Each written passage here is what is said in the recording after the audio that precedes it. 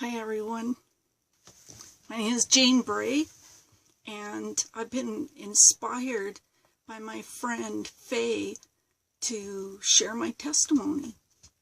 I wanted to share because for the last 5 years I've experienced miracle upon miracle, and I wanted to share that in case somebody else would find that helpful. So 5 years ago, I was in a marriage I didn't want to be in, and I was angry at God for that. I was mad he wasn't fixing my husband, and I was actually contemplating having an affair on my husband. And I had been through a lot of pain physically. I had a car accident, and I had a couple of falls, and I was in what they call chronic pain, taking pain medication for it. I also had depression, post-traumatic stress, addiction, which I was in recovery from. And yeah, one night I started having dreams, sexual nature dreams, and they seemed to be more real than reality at the time. And I also noticed that I was having something, for lack of a better word, moving around in my body. That's what it felt like. And I would pray, and it would move and go down the left side of my body, down my left leg, and into my foot. And that was very strange. So one night I was dreaming, and it was like I came to in my dream. I was aware, I was awake in my dream. And what happened was I came completely awake, and I was very scared, and I started, because I noticed there was something wrong in my dream, that I wasn't alone, and that the things that were happening in my dream were not a dream, that it was something happening. So when I woke up and I was so afraid, I started saying the Lord's Prayer. And as soon as I did, I had something like a cloud. It felt like a cloud came out of me, and it filled the entire room, which was pitch black, with tiny little lights that were all the colors of the rainbow, sparkling little lights. And then it morphed into a face, like a transformer face, and it said, "You can't stop me with your prayers." And I managed to turn the light on, and I was so scared that I couldn't even go back to sleep. I couldn't turn the light off, that's for sure. I didn't turn the light off for 2 years after that. And I got up that morning, and my husband, who's a psychiatric nurse, was getting ready for work, and here's his wife telling him about what happened to me, and he doesn't say a word. He knows that I do not lie, but he could not fathom what was going on. So he ended up going off to work, and I phoned one of my best friends and asked him to come over and talk to me. And he came over, and we thought maybe what I need is to go to this church in town called St. Peter's, because they would probably know how to do an exorcism. And after he left, I started going on the internet, and I didn't know what to look up, so I just put in Google demon possession. And when I did that,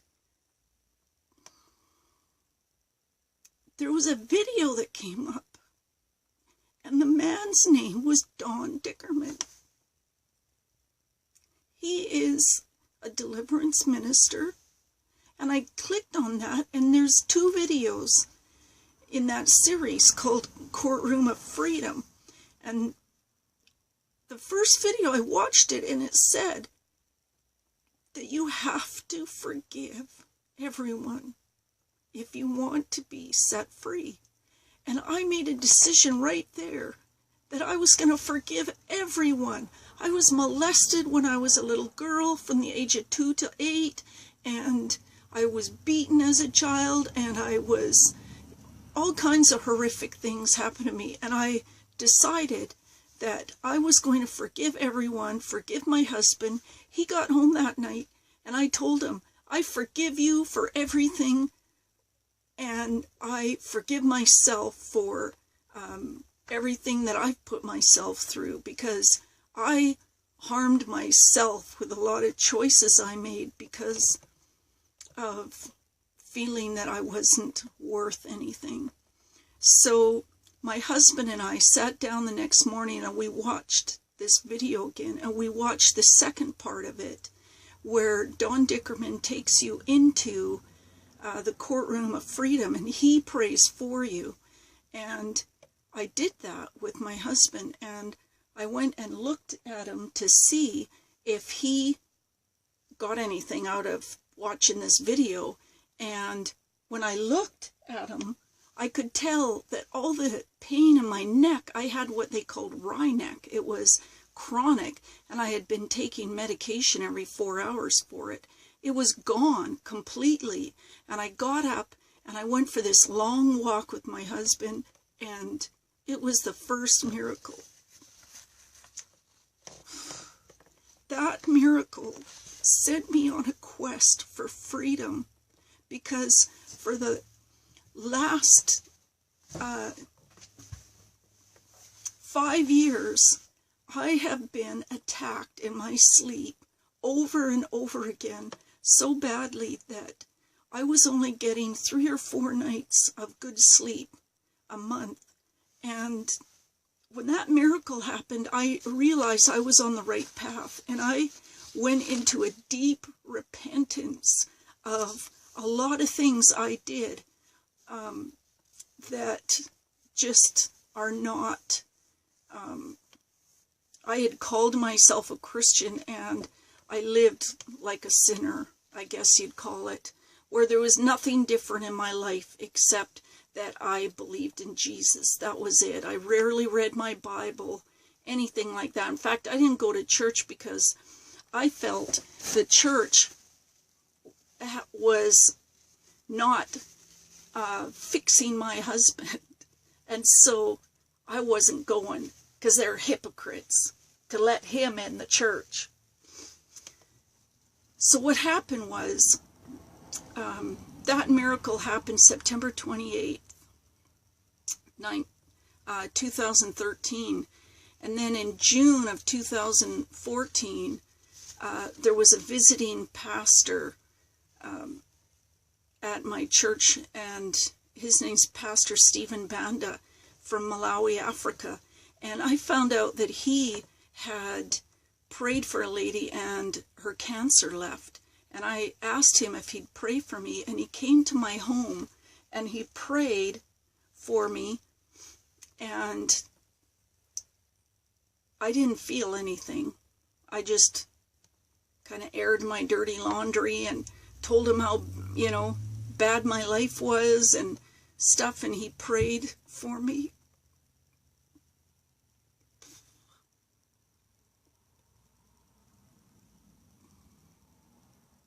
And the next morning, I woke up and I felt so light. And I hadn't had an attack in my sleep that night. And it wasn't until dinner time that I realized that there was something else changed. And what it was that I had not had a single negative thought all day, which led me to believe that those thoughts I had were not my thoughts. They were in here, but they were not my thoughts. I don't know how else to describe that except to say that they were planted there, because when he prayed and these thoughts were gone, I don't think doom and gloom. I used to read, I was obsessed with serial killer TV shows, movies, books, everything. I was always watching these shows on TV, and I had no desire to read any of that anymore. It was taken from me, and I realized that the depression, the bipolar, the addiction, the post-traumatic stress, all of it was gone. It was just, I didn't have those struggles. I didn't have those thoughts. And that was so incredible. And even though all of that stuff happened and I had no more thoughts like that, I still had these attacks at night, and I was desperate. And one of the things that happened for me through all this was that I started growing closer to God, because I could tell he was real, that my life had changed so incredibly much. And when I had looked at those Don Dickerman videos, on the side of my YouTube, there was this man that popped up, and he had like this brick wall behind him, and his name was Curry Blake. And I started watching these videos. They were called a DHT, and it was Curry Blake from John G. Lake Ministries. And I started watching. I watched all of them. There was 17 or 19 of them. And then I started finding out how to use YouTube, and I was watching more of him. And all of a sudden, I was realizing I was watching his weekly sermons, and he was making announcements saying that he had certain things coming up, events. And so I went to one of these events in 2015, and what happened there was he had Pete Cabrera Jr. there, and a man named Carlos, and a man named Jim Hockaday. And anyway, during that whole thing, this young man came up to me named Casey Johnson, and he prayed for me because I was limping. I had knee surgery, and he prayed and all the pain went away. And then I was still limping a bit, and he said, "You have a leg shorter than the other." And I said, "Yes, I do. I've been told by my chiropractor." And he got me to sit down, and my leg grew out, and I felt it grow out. And so I walk away from that evening with no pain in my body, and my legs the same length. And I thought that was pretty wonderful. And I came back to this event the next day, and Curry Blake actually prayed for people, this mass prayer to get rid of a stronghold of rejection. And he did that, and I knew it was for me. Because all my life, I felt like all of you had the human gene I didn't have. That I looked human like you, but I wasn't, because there was something wrong with me. That I was unlovable, and I wasn't like you.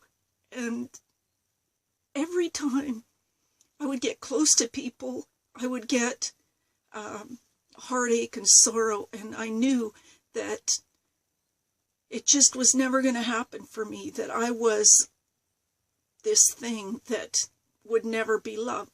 And when he prayed, it broke off, and I knew it broke off. I could tell, because everywhere I went, it was like people saw me, that I could look in their eyes and I could see that it had changed. And,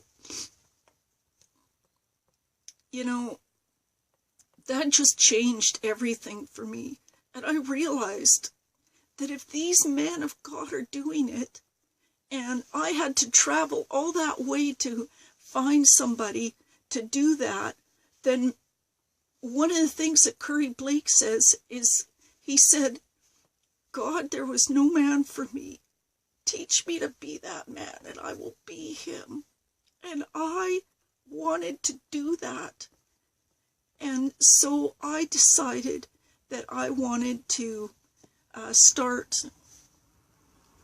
being used by God.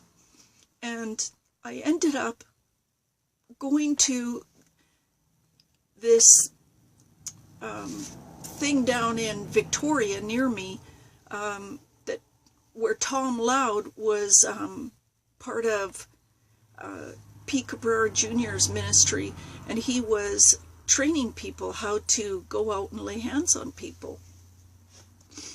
And I went there, and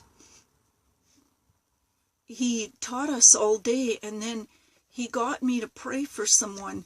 And the very first time that I ever prayed for anybody, and I did it out of pure obedience to God, because I was scared. I didn't think anything would ever happen. And I walked up to this lady, and I bent down. She needed her leg grown out 1/2 inch. And I just held her hands and watched her legs grow out, her leg. And I didn't even say it. I thought, geez, I thought I was supposed to pray or something. It's like, no, God sees your intentions. And then she needed prayer for scoliosis in her back. And I didn't even know what scoliosis was, but I put my hand on her back, and my hand got really warm. And I didn't say anything as I prayed. But when I finished, she said, wow, your hand got really hot. And then she says, please pray for my shoulder, because I'm having shoulder problems. So then I laid my hand right on her shoulder, and I started praying, and I could literally feel the bones shift under my hand. And that was the first time I'd ever laid hands on anyone for healing.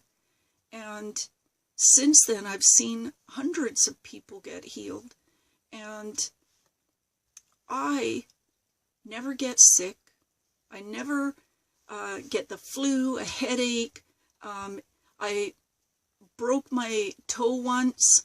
An 80-pound wrought iron railing landed on my toe, and I prayed right away, and all the pain left. And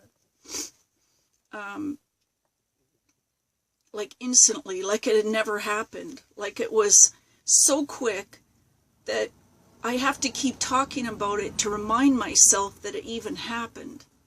And I mean, I'm talking the nail was indented, and it was, I could have screamed from the pain.